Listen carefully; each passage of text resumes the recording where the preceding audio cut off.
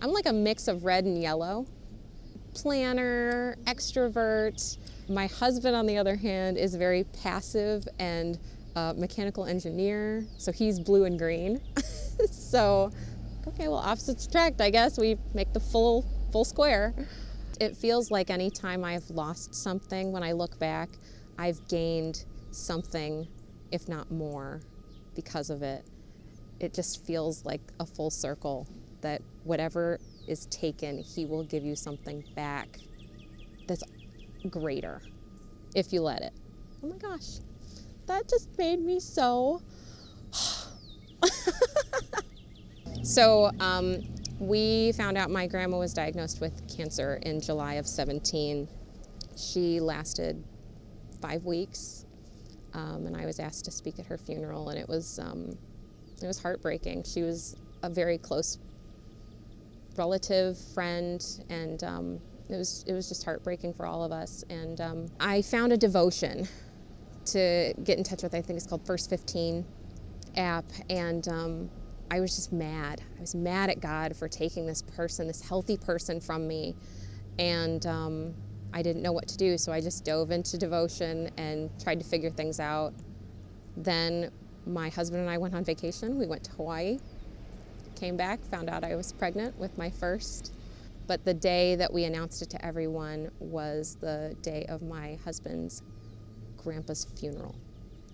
And so that was another loss that we experienced. But joy that we were bringing a new person into our family, it was very exciting. So, and of course, when my daughter was born, you couldn't tell it until she was maybe 9 months, a year old.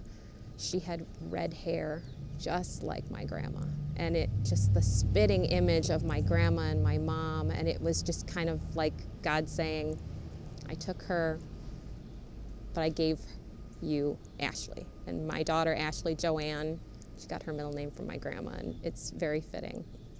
And, but about the book, she passed in August of 17. I was going through her things, because all of the grandkids were able to go through everything, and I found a book called Imagine Heaven. I thought, well, this is kind of interesting. So I read it on the way to our trip, and I came back, and I think it was January, February time, Ben gave that session during the month about Imagine Heaven. And it was just kind of chilling. Oh my gosh, I just read this book. I just took this from my grandma's boxes.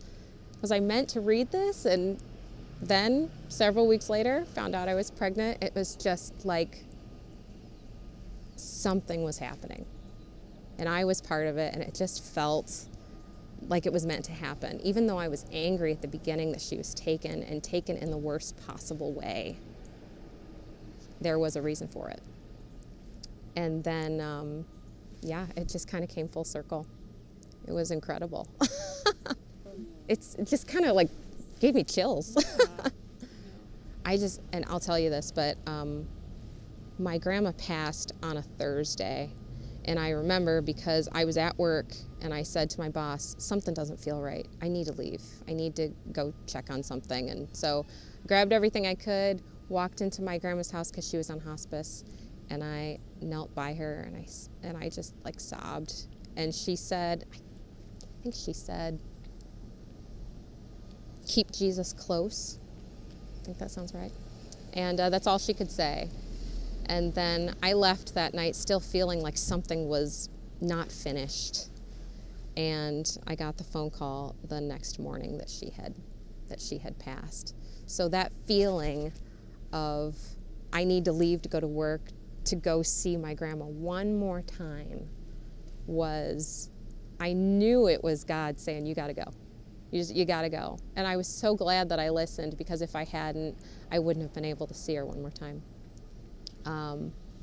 And I got to read a letter that she wrote to all of us grandkids at her funeral, that she wrote a letter to us every year. But her saying, and I would always love to, I'd love to teach this to my daughter when she's old enough, but she would always sign every card with, God loves you and so do I. Every time, that was her saying, God loves you and so do I. And the more I think about it, that's kind of the same as you matter. Almost identical to you matter, just more words. And that saying will live with me, pass on to my kids, hopefully kids onto them, but that saying will live with us like forever, probably. And it's so simple.